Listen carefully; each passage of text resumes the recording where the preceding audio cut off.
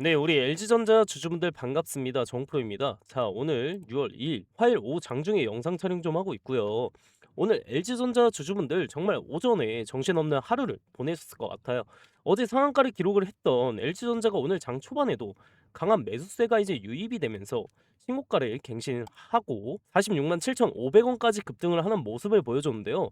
하지만 이후 강한 차익 실현 물량이 나오면서 장 초반에 33만 원까지 떨어졌다가 현재는 그래도 강한 매수세가 다시 들어오면서 긴 윗꼬리 아랫꼬리 달리는 캔들의 형태가 나왔지만 그래도 39만 원 이상까지 잘 회복을 해줬죠. 그런데 지금 많은 주주분들이 이거 고점 나온 거 아니야? 세력 빠져나간 거 아니야? 시장 이후에 더 크게 빠져나간 거 아닌가? 이런 걱정을 무조건 하고 계실 텐데요. 오늘 LG전자 흐름 굉장히 중요하고 특히 오늘 같은 구간에서는 체크해 볼 게 많으시기 때문에 이 영상만큼은 끝까지 시청해 주시길 바라겠고요. 그리고 항상 말씀드리지만 저에게 힘이 되는 구독과 좋아요 한 번씩 부탁드리면서 댓글에 LG전자 화이팅 응원의 댓글 남겨주시면 그 방향성에 맞춰서 여러분들과 끝까지 함께 매수 매도에 대한 실시간 대응 도와드리도록 하겠습니다. 일단 결론부터 좀 말씀을 드리자면 지금은 공포에 던질 자리라기보다는 냉정하게 저희가 확인을 해야 되는 자리입니다. 일단 어제 방송에서도 공포에 절대 매도를 하지 말라고 말씀을 드렸는데 결국 오늘 회복을 했는데 오늘 장중에 급락 현상이 일어나다 보니까 많은 분들이 이 물량을 던지신 분들도 무조건 있을 거라고 생각이 들어요. 오늘 차트를 보시면 장 시작 이후에 매수세가 집중이 되면서 46만 7천 원까지 직행을 했죠. 그런데 문제는 그 이후에요. 고점 부근에서 대량의 차익 실현 물량이 출회가 되면서 긴 윗꼬리가 형성이 되고 있습니다. 이건 분명 단기적으로 부담스러운 신호는 맞아요. 왜냐하면 단기 급등에 따른 수익 실현 욕구가 생각보다 강하다는 의미이기 때문이죠. 하지만 반대로 생각해 볼 부분도 있죠, 저희가. 현재 거래량이 거의 3천만 주 가까이 터지고 있습니다. 시장 전체를 놓고 봐도 엄청난 거래량이죠. 그 말은 단순히 파는 사람만 있는 게 아니라 그 물량을 받아내는 매수세도 존재한다는 뜻이죠. 그래서 차익 실현 이후에 강한 매수세로 저희가 반등이 나온 거고요. 만약 정말 끝날 종목이었다면 주가는 지금보다 훨씬 더 무너졌을 가능성이 높습니다. 그런데 현재는 39만 원 부근에서 계속 매수와 매도 충돌이 일어나고 있는 모습이 나오고 있죠. 그리고 지금 LG전자가 강했던 이유도 분명해요. 최근 시장은 AI 관련주랑 데이터 센터 관련주에 엄청난 관심이 집중이 되고 있죠. LG전자 역시 AI 데이터 센터 냉각 사업, 로봇 사업, 그리고 피지컬 AI 기대감이 부각이 되면서 시장의 주목을 받고 있죠. 그리고 지금 LG전자가 시장에서 왜 그렇게도 강한지 이유도 분명합니다. 다들 아시다시피 기사에 LG전자 호재 굉장히 많았죠. 기사 한번 보실게요. 현재 시장은 엔비디아 젠슨항 CEO 방한 이슈에 집중을 하고 있습니다. 보시면 급락을 해도 엔비디아에 대한 협력 기대감은 현재 진행형 이라고 되어 있죠. 그만큼 구광모 LG그룹 회장과의 회동 가능성, 이 AI 협력 확대 기대감이 계속 부각이 되고 있고 시장에선 이른바 LG그룹과 엔비디아의 추가 협력 가능성까지 기대를 하고 있는 상황입니다. 저희가 알아야 될 건 LG전자는 단순한 가전기업이 아닙니다. 피지컬 AI, 로봇 사업, AI 데이터 센터 냉각 사업까지 미래 성장에 대한 산업에 대한 기대감이 동시에 붙고 있어요. 그래서 지금 시장에서는 과거의 LG전자가 아니라 AI와 로봇, 데이터 센터 인프라 수혜주로 재평가가 들어오고 있는 겁니다. 결국 지금 주가는 실적보다도 미래 성장성에 대한 기대감 때문에 강하게 반영이 되고 있는 상황이죠. 다만 여기서 중요한 부분이 있습니다. 주가가 기대감으로 올라갈 때는 좋지만 기대감이 가장 뜨거울 때 변동성도 가장 커집니다. 오늘 장중에 46만 7천 원까지 갔다가 이렇게 밀린 이유도 그 때문입니다. 그래서 지금은 무조건 낙관할 자리도 아니고 무조건 공포에 던질 자리도 아니라는 겁니다. 오히려 오늘 남은 시간 동안 기관 수급이 어떻게 마감이 되는지, 외국인 수급이 어떻게 흘러가는지, 그리고 30만 원 후반에서 40만 원 구간을 저희가 지켜주는지 이 세 가지 굉장히 중요해질 수가 있습니다. 특히 오늘 만든 46만 7,500원은 단기적으로 매우 강한 저항선 역할을 할 가능성이 높습니다. 반대로 39만 원대를 지켜낸다면 시장은 오늘 움직임을 단순히 차익 실현 과정으로 해석할 수도 있다는 거죠. 제가 계속 말씀드리죠. 급등주에서 가장 위험한 행동은 올라갈 때 흥분해서 추격 매수를 하고 조금 흔들리면 무서워서 손절하는 겁니다. 지금 우리 LG전자는 단순히 주가보다도 수급과 거래량을 봐야 되는 자리고 그리고 오늘도 보시면 개인들은 많은 매수를 했죠. 외인과 기관은 많은 매도를 했고요. 그러니까 상한가 풀렸다고 던지고 다시 올라가니까 추격 매수하고 또 흔들리면 손절하고 이런 식으로 대응하면 결국 수익 내기가 굉장히 어려워집니다. 결국 외국인들만 수입을 볼 수 있게 만들어주는 구조인 거죠.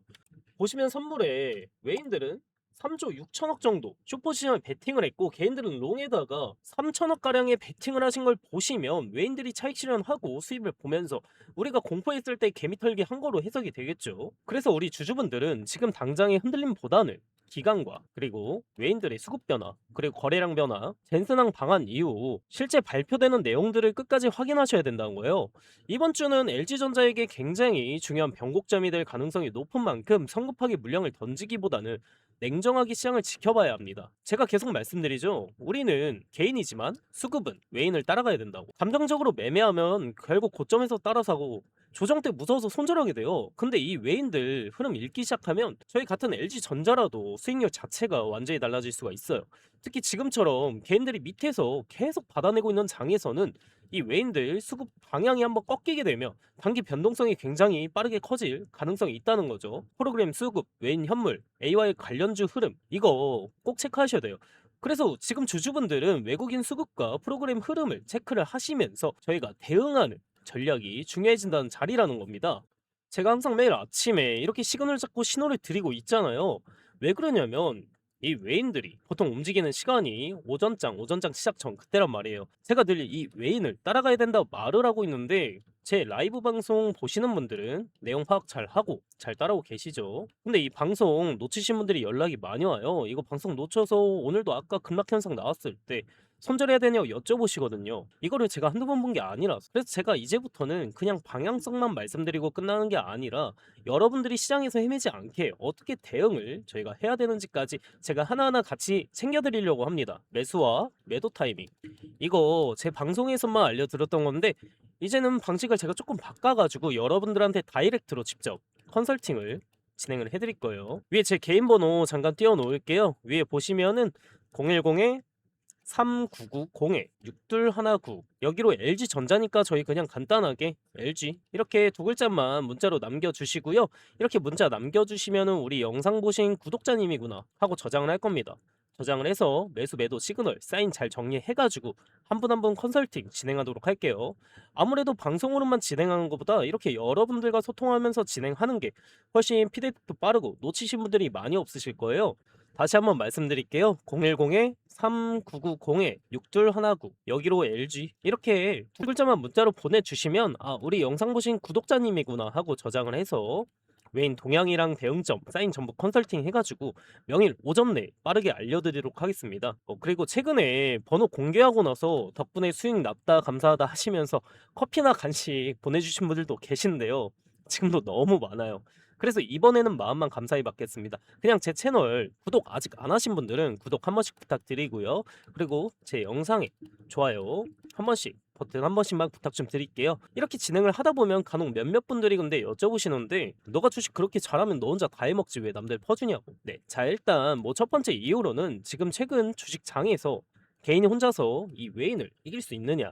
그러니까 이 외인들이 계속해서 변동성을 주면서 엄청나게 휘몰아치고 있는데 혼자서 이걸 할 수 있느냐? 혼자서 절대 불가능하다고 봅니다. 최근 주식 시장은 혼자서 감당하기 힘든 게 일단 1번이고 두 번째 이유는 뭐냐면 조금 어두운 얘기인데 원래 제가 직장일 때 어릴 때요. 주식으로 빚만 억대로 있던 놈이에요. 그때 한 2억 6천 정도? 2022년에 러시아랑 우크라이나 전쟁 터지고 미국 금리 폭등하면서 코스피 무너지고 저도 그때 주식으로 크게 잃었습니다. 그때 어릴 때다 보니까 진짜 뭐 한강 가야 하나 싶었던 데도 있었어요. 이때는 투자고 뭐고 진짜 아무것도 모르던 시절이었고 그냥 언젠가 오르겠지 하면서 버티기만 했습니다. 근데 제 계좌는 계속 녹아내리고 빚만 점점 늘어나는데 그때 하루하루가 너무 버티기가 힘들더라고요. 새벽마다 잠도 안 오고요. 근데 그 상황에 이 혼자라는 게 이게 참 서러웠어요. 제가 진짜 공부 열심히 했어요. 열심히 해서 전업 투자로 돌리고 이제 우연한 기회로 유튜브를 시작하게 됐는데 여러분들과 뭐 소통을 하기 시작하면서 마음의 병도 났고 금전적으로 다 나았어요. 이게 없어졌어요. 그리고 주변을 둘러봤더니 저하고 비슷한 경험을 하신 분들이 꽤 많으시더라고요. 그래서 한 분 한 분 이렇게 도와드리다 보니까 지금 자리까지 오게 됐습니다. 근데 제가 늘 말씀드리죠. 주식 혼자 하는 거 아니라고. 제가 혼자 해보니까 확실히 알겠더라고요. 있어요. 최근 시장은 특히나 혼자서 감당할 수가 없다. 이게 뭐 선생님도 필요하고 같이 가는 동료도 정말 필요하다. 또 다 같이 해야 재밌어요. 그쵸? 그러니까 여러분들은 혼자 하지 마세요. 제가 꼭 도와드리겠습니다. 네. 그리고 제 영상 끝까지 시청해주신 우리 열정 가득한 구독자님들 위해서 제가 또 큰 선물 하나 준비해 왔습니다. 이것도 받아가시면 좋을 것 같아요. 자, 오늘 제가 준비한 선물은 여러분들이 상당히 좀 흥미를 가지실 거예요. 2026년에 가장 핫한 테마가 바로 AI죠. 그 AI로 인해서 주목받는 핵심 부재료가 있습니다. 바로 이 냉각 분야인데요. 오늘 이 냉각 분야에서 떠오른 종목 하나를 추천을 해드릴게요. 이 종목이 박스권을 상당히 오래 지속하고 있었는데 최근에 이런 식으로 이제 돌파 시도를 하면서 이 본격적인 상승 추세에 진입하는 모습을 보여주고 있어요. 그래서 아직까지 시장에 관심이 집중되지는 않았다. 그러니까 이제 상승 초입 구간에 위치해 있다는 점이 우리가 집중해야 될 이유가 되는 겁니다. 이 종목 추천도 추천이지만 사실 우리가 꼭 알긴 해야 돼요.